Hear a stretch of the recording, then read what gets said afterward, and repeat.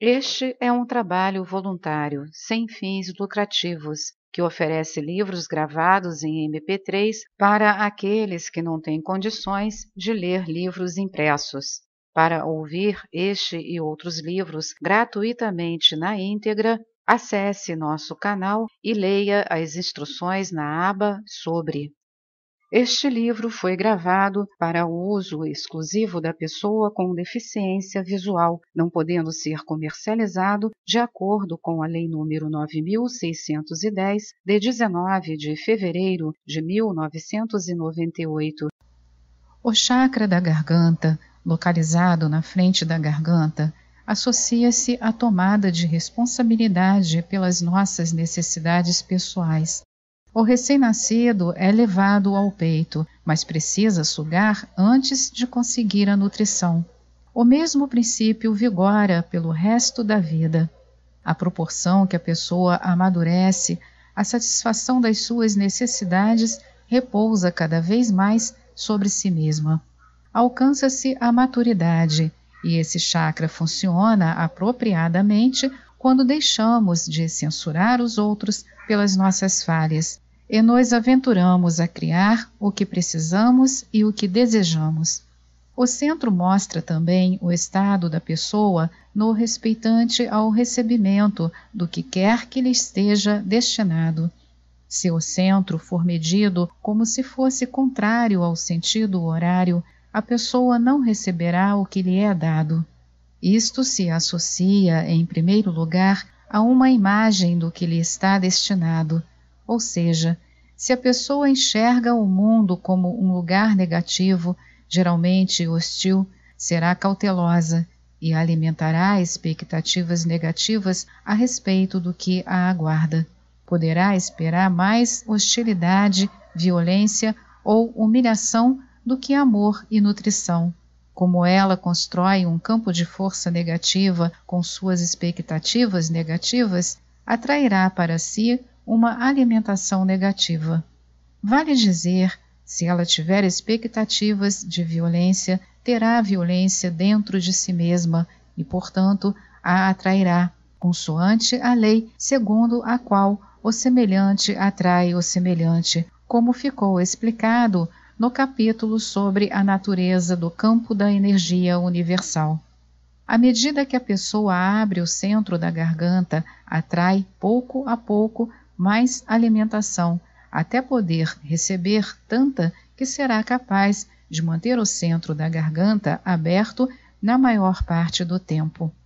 Nesse ínterim, pode atrair uma alimentação negativa logo após a abertura do centro, por acreditar que é isso o que lhe está reservado. Depois que tiver passado por essa experiência e se tiver ligado à causa original dentro de si mesma e houver reencontrado a confiança interior, reabrirá o centro da garganta. O processo de abrir e fechar continuará até que todas as concepções errôneas sobre receber ou deixar entrar se transformem em confiança num universo benigno e alimentador. O aspecto de assimilação que ocorre no verso do quinto chakra, no lado posterior do corpo, ao qual às vezes se dá o nome de centro profissional, está associado ao sentido do eu da pessoa dentro da sociedade, da profissão e entre os iguais. Se uma pessoa não se sentir à vontade nessa área da sua vida, o desconforto poderá ser coberto pelo orgulho, que compensa a falta de respeito próprio. O centro localizado na parte posterior do pescoço estará geralmente aberto se a pessoa for bem-sucedida e bem ajustada ao trabalho e satisfeita com esse trabalho como a sua tarefa na vida. Se ela tiver escolhido uma profissão ao mesmo tempo estimulante e satisfatória e estiver dando o melhor de si no trabalho, este centro estará em pleno florescimento. A pessoa será profissionalmente bem-sucedida e estará recebendo apoio para alimentar-se do universo.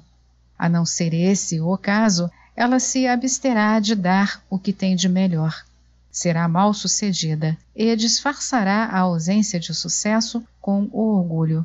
Sabe intimamente que seria melhor se pudesse dar o que tem de melhor, ou se obtivesse um emprego mais estimulante. Seja como for, nunca faz uma coisa nem outra, e se socorre da defesa do orgulho a fim de evitar o verdadeiro desespero que há por baixo. Sabe que, na verdade, não está vencendo na vida. Desempenhará provavelmente o papel de vítima, declarando que a vida não lhe deu oportunidades para que pudesse desenvolver o seu grande talento. Há que liberar o orgulho, e há que sentir e liberar a dor e o desespero também. Nesse centro, desvelaremos, outro sim, o medo do fracasso que obstrui o impulso de sair para fora e criar o que tão deveras desejamos.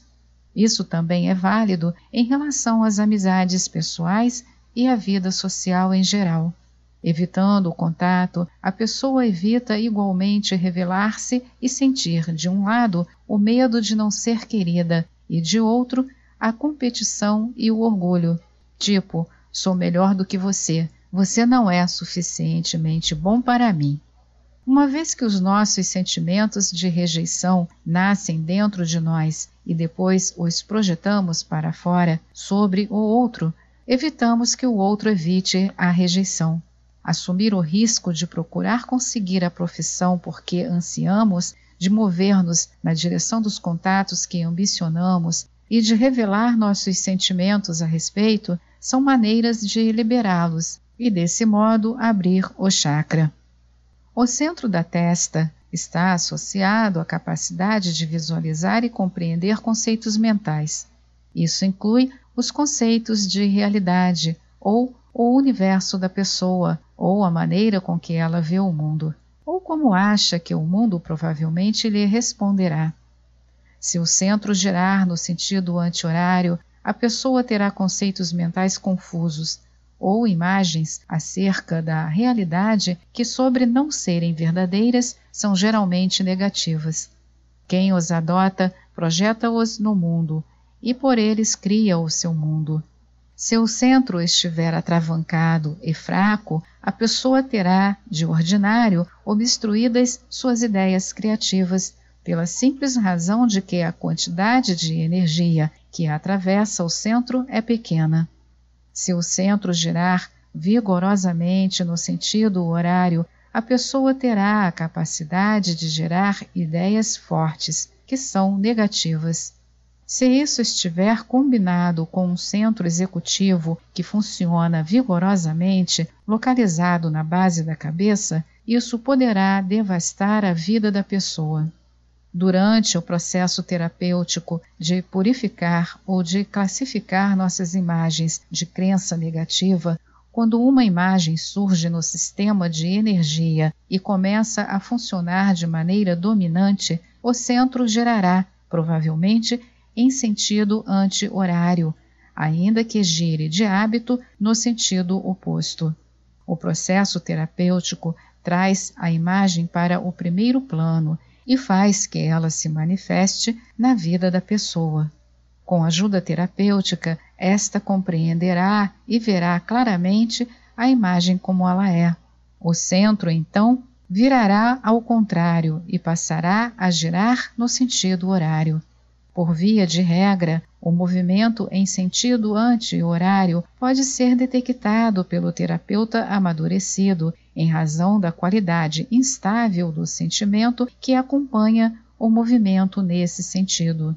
Será manifesto para o terapeuta não ser esse o estado normal das coisas.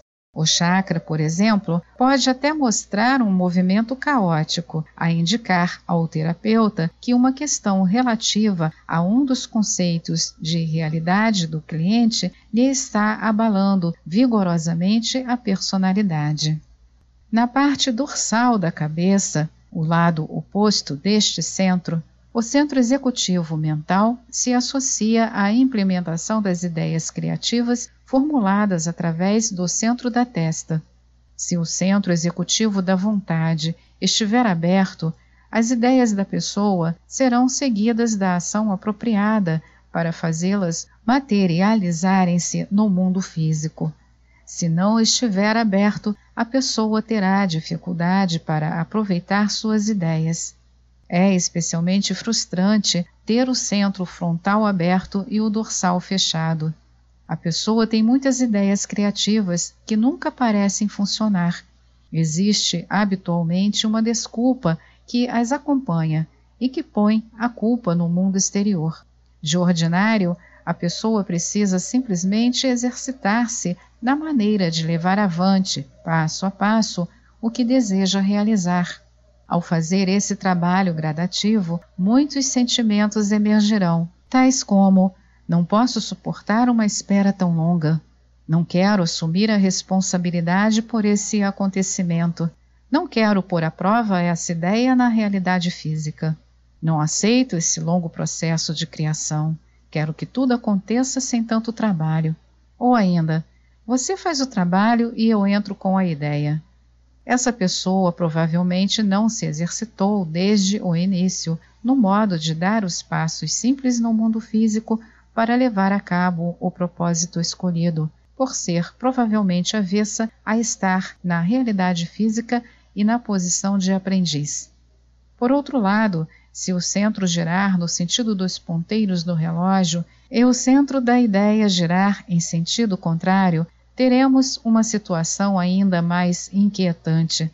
Ainda que os conceitos básicos da pessoa não estejam na realidade, ela continuará a levar adiante os conceitos distorcidos com certa dose de sucesso. Se você acredita, por exemplo, que este mundo é um lugar detestável, onde todo mundo procura os seus interesses, de modo que cada qual pega o que quer, e se você tem a capacidade de fazê-lo, porque sabe como se haver, ou seja, se a sua vontade executiva está funcionando, você poderá agir como um criminoso. Nesse caso, é provável que o seu coração também esteja atravancado. Sua vida comprovará sua ideia até certo ponto. Você será bem-sucedido até certo ponto, até ser apanhado.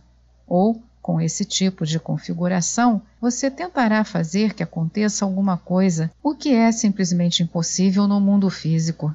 Ou você poderá ser o autor do movimento que executa as ideias de outra pessoa, sejam elas quais forem.